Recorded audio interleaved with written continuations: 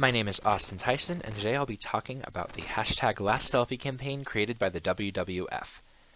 Before I begin talking about the campaign, it's important that I clarify what I mean when I say endangered species. Endangered species are so named because the entire species is at risk of dying out.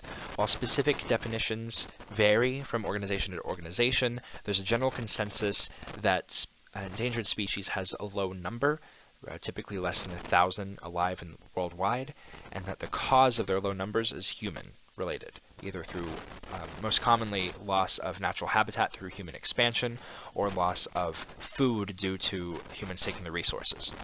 Worldwide, there are over 20,000 species at risk of extinction, and there are several organizations that are created to help preserve these species. The most common among them are the IUCN, the International Union for the Conservation of Nature, and the WWF, who created the hashtag Last Selfie campaign.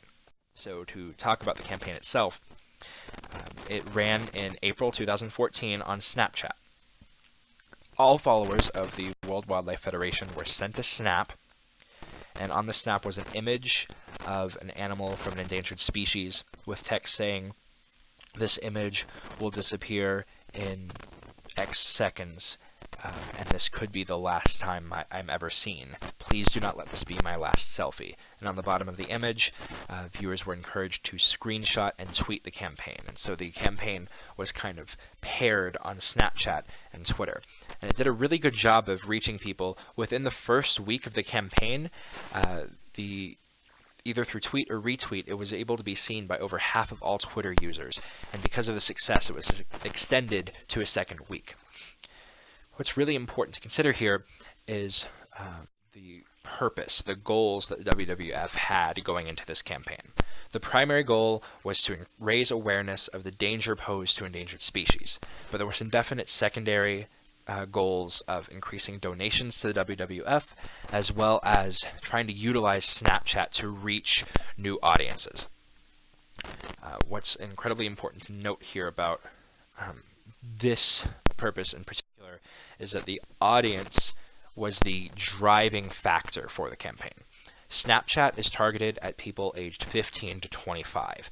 The WWF wanted to do was utilize the temporary nature of Snapchat in order to reflect the kind of temporary fleeting existence of endangered species and use that as a means to persuade people to actually take part in the campaign. Before disappearing, the image would encourage viewers to screenshot and share the image, as well as asking people to adopt an animal through the WWF site, donate through SMS, or find someone that would.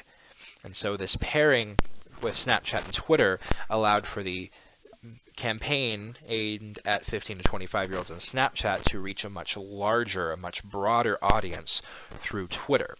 And in fact, it did so well in doing this that some people were sharing the tweets about the campaign on Facebook and other social media avenues, so that the kind of target audience through several iterations became much larger. The audience was definitely the primary factor, but another important thing to consider throughout looking at this campaign is the way in which they use evaluation to ensure the campaign's success.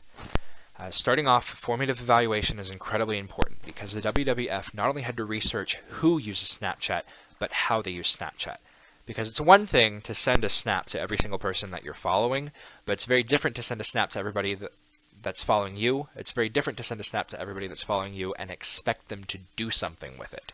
And so WWF had to look at what snaps are seen as most effective, what snaps are most likely to be shared or to be talked about.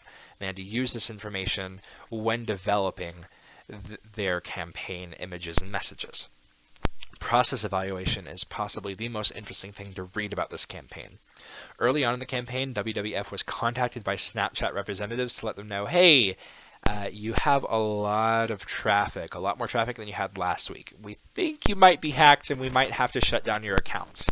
And so from that point, WWF and Snapchat kind of worked together. One, to make sure that the WWF's accounts would stay up so that the campaign could continue running. And two, to get analytics, see how much traffic is actually being generated by this campaign. How many people are sharing it? How many people are liking it? How many people are responding to it or paying attention to it at all? So it was very much a shared effort there. And on the summative evaluation, WWF did a lot of this, but if we just go and look at their goals, we can see, did they increase awareness? Definitely. Over 40,000 tweets and many more retweets enabled over 120 million different Twitter accounts to see the messages of this campaign.